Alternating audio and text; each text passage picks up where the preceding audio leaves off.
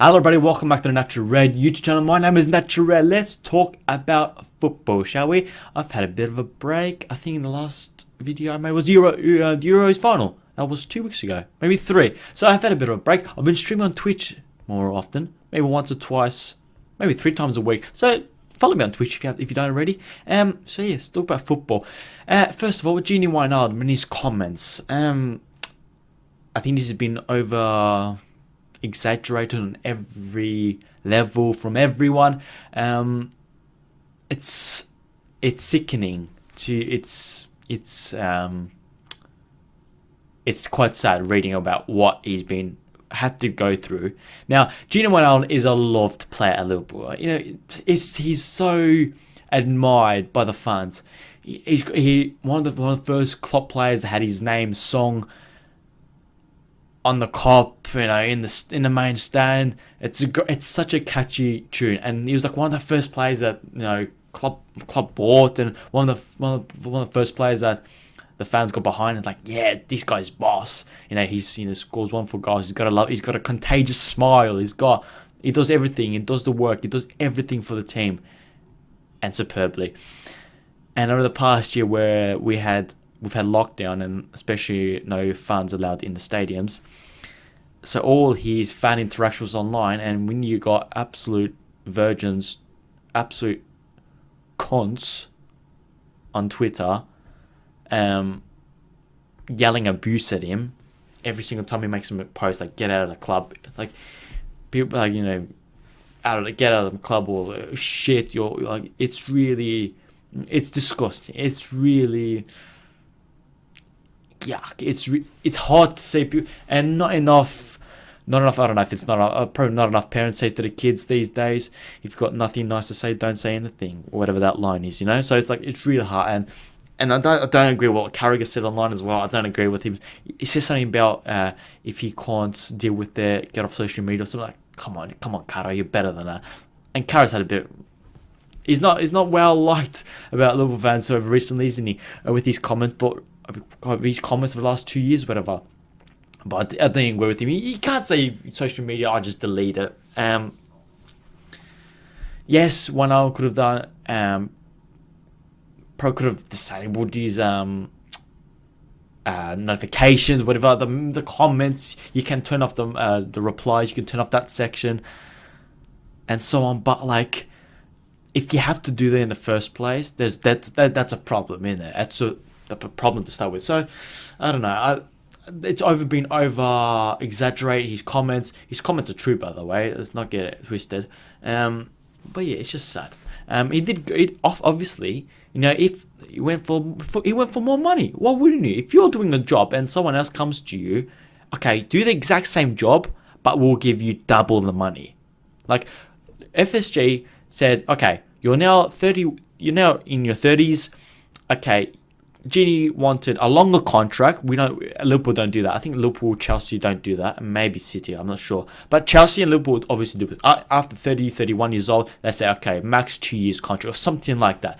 Not 2 years, but like, okay, we've got our negotiating starts here and max here for example. So in length, one hour wanted lots more money and wanted a long contract. Same as Henderson, right? And why wouldn't you? You're on your last hurrah, not her last hurrah, but yeah, you're in the end period of your career. So like, okay, he's getting bags of PSG, don't get me wrong. I mean, why wouldn't you? So I think everything's been over exaggerated. That's my view. And let's talk about also transfers, and that's also on Twitter. Virgins are getting angry about. Whoopee! It's great to see. I've done so much blocking. I have to do more. It's like a daily job, isn't it? Now Melbourne just getting out of lockdown right now. Melbourne, so great. And my job over lockdown has been Twitch and blocking knobheads on Twitter. Yeah. Yeah, because my other 2 jobs, yeah, I've been locked down. That's my job. Transfers. What happened last year? All the paper talk was Timo Werner. We got Thiago and Jota. Exactly, it'll be the exact same this year. Liverpool Football Club have been handling themselves differently over the past few years. Since Klopp came, since Michael Edwards came. Why would you tell journalists what you're trying to do? I agree with it 100%. When other clubs like Arsenal, United, City, they know everything what's going on, and journalists will say they've got no idea because the club don't tell them, and it should be like that. Why should you tell the world what you want to do? Because your price goes higher up, doesn't it? Am I fickle to say that or not? Why not?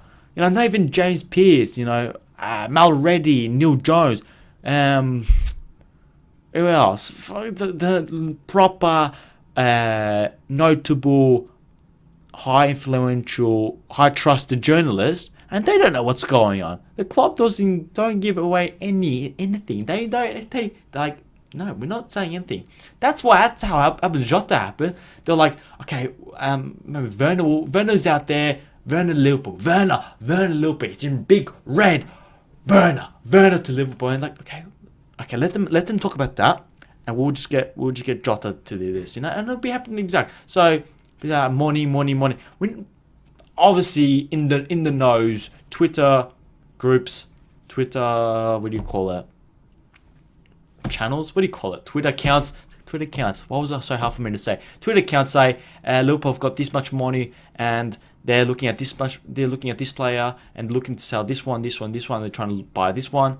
They don't know. They're just guessing. The club won't tell them. The club will even tell fucking James Pearce. Pearce has got a good peg up, but that's about it. James Pearce, love you, James Pearce. Yeah. So everyone's following these accounts. Like, there's a few I've been blocking, and like, yeah, fuck all. I'm not gonna listen to you. I'm just gonna wait here. I'm just gonna watch the preseason. I'm gonna have a boss time looking at the training photos, looking at Ibrahim Kanate, who's an absolute boss unit. He's fucking huge, isn't he? He's humongous, and he's boss as well. And looking at Harvey Elliott with his, trim and like silky moves, and thinking, yeah, I'm loving this. And just seeing Liverpool play, I just love watching Liverpool play. I don't really care about transfers. If it happens, great. If it doesn't, oh well, we've still got a boss squad, and that's my view on it. While we're looking to sell, Shaqiri, I think, wants to leave. Might be some other. So we've sold already. Who's already gone? So we got Tyrell Winey's gone. Grujic is gone. Who else is gone? There's a few more. Why did I forget? Harry Wilson's gone to Fulham for about 12 million. Excellent bit of business there. Winey for about 5 million. Grujic was about 10 million. Was Grujic as well? That's amazing, isn't it? These players I've never played a Premier League game for Liverpool, and they're getting sold for 10 million players. How good is that? Also, Shaqiri wanted to go to Lazio, I think he mentioned. Lazio. Well, he wanted to go to Italy, I think. You know what? Shaqiri's been here for 2-3 years. He's got a Champions League. You have to win the Champions League. You have to win the Premier League. If you want to go, son, go. Oh, happy. If we get more than 50 million, we made a profit on him. Shaqiri's a boss little. He's a good little player. He's so talented, Shaqiri. It's a shame because he doesn't fit the system, but because he's got a good heart and he can, gives it all. So I'm a bit not disappointed if he's seeing goes. We can obviously see that Nat Phillips might go in January, but it depends if Klopp wants to keep Ben Davies or wants to keep Reece Williams.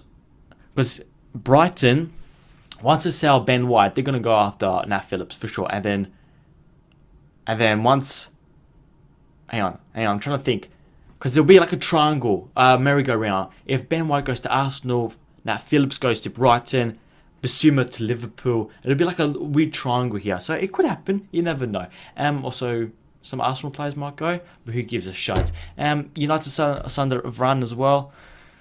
Pretty good, but his wages will be probably as much as Messi, probably, because that's how they run that football club. And the Jadon Sancho, which I think that's a good deal. I don't think Varane's a boss player, but it'll be higher wages. Sancho as well, to be fair. And so United will probably finish 4th, probably. I'll do my predictions video next week, and we might talk about transfers as well. Actually, I might also do rating Premier League kits, home kits. I might do that as well. So if you've enjoyed the video, make sure to like it. Follow us on social media platforms, Twitter, Instagram. I stream on Twitch as well. Subscribe, hit the bell notifications. Love you all, and I'll see you guys later.